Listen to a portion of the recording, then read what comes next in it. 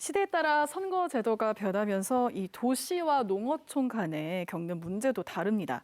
농어촌 지역에서 생기는 선거 제도의 문제 중 가장 시급한, 가장 큰 문제다라고 생각하는 건 어떤 게 있을까요? 저는 무엇보다도 소선거구제에서 그 문제가 비롯되었다 이렇게 생각을 합니다. 예를 들어 볼까요? 작년에 저희 지방선거에 대구광역시 의회의 무투표 당선자 비율이 69%였어요. 유권자들이 제도는 있는데 투표할 일이 없었던 거죠. 광주광역시 의회는요, 20명 중에서 11명 무투표 당선되었어요. 저는 이런 소선거구제의 문제가 지역이 점점점 축소돼가는 이런 상황에서 자기가 살고 있는 지역에 대한 관심을 갖는 사람을 점점 멀어지게 만드는 결과를 가져왔다 이렇게 생각합니다. 그래서 저는 무엇보다도 지금의 소선거구제가 유지된다면 농어촌 지역에서 나타나는 여러 가지 문제들을 근본적으로 해결하기에는 어려움이 있다 이렇게 보고 있습니다. 소선거구제로 인해서 제도에 있어서 불리하기 때문에 농산어촌에 사시는 시민들이 가지는 정치적 권리도 제한되는 경우가 있습니다. 저는 이것을 농산어촌 지역에 사시는 시민들의 정치적 대표성이 떨어지고 있다고 보는데요.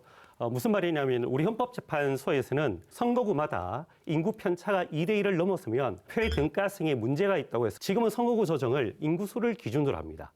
그런데 이제 농산어촌은 우리 한국 사회가 지금까지 방치하고 탈출하라고 조장해온 지역이잖아요. 네. 얼마 전에 통계청 발표를 보더라도 작년 12월 1일 기준으로 65세 이상 고령화 비율이 절반이거든요. 농가 소득도 판매 수익이 1천만 원 미만이 65%예요. 이처럼 이제 농산어촌을 탈출하라고 부추겨온 정치가 이제는 농산어촌에 살고 계시는 시민들의 정치적 권리마저 제한하고 있는 거예요. 서너 개 농산어촌에 있는 군, 시를 모아서 한 명의 국회의원을 선출하도록 하고 있단 말이에요. 이것이 지금 농산어촌이 가지고 있는 가장 큰 정치적 문제가 아닌가 싶고, 이 문제를 해소하기 위해서는 캐나다나 영국에서처럼 선거구 면적이 가지는 가중치에 대해서도 생각을 해야 될 것이고, 더 나아가서는 헌법 개정을 통해서 불과 12%뿐인 서울, 경기, 인천이 아니라 나머지 88%의 지역이 함께 있는 곳이 대한민국이라는 사실을 저는 헌법 개정을 통해서 나아가야지 대통령께서 그렇게 좋아하시는 시민들의 정치적 권리가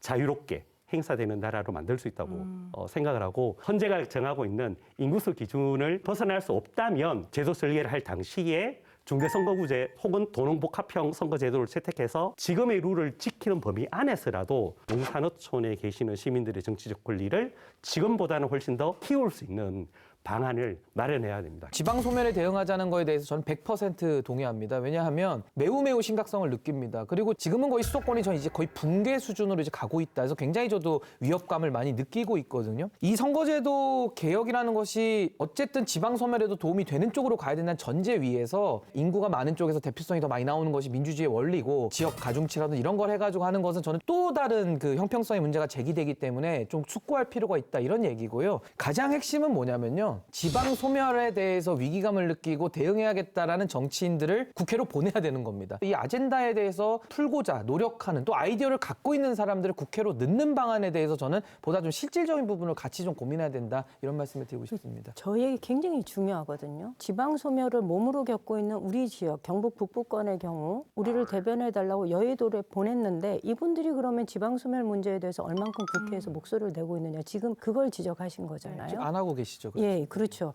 근데 저희가 사실은 선거 때마다 선거구가 바뀌어요. 그러니까 인구가 갈수록 줄어들다 보니 인구만을 기준으로 하는 지금의 선거구 획정 방식에 의하면 저희 군위 의성 청송 영덕은 이번에 또 바뀌어야 돼요. 불과 30일 앞두고 획정이 돼요. 그러니 지역에서 정치를 하려고 준비했던 사람이 어느 날 갑자기 내 선거구가 없어지는 거죠. 그러다 보니 정당에서 공천하는 사람 중심으로 찍게 되고, 정당은 그러다 보니 공직 생활을 하다가 퇴직을 앞두고 있다거나 부모가 고향이 경북이었다거나 이런 사람을 찾아서 공천하는 방식으로 내보내리는 거죠. 이게 지방 소멸을 굉장히 가속화시킨 측면이 있거든요. 그래서 지적하신 것은 굉장히 맞다. 그 책임을 지금 정당이 방기하고 있다라는 얘기를 또 드리고 싶어요.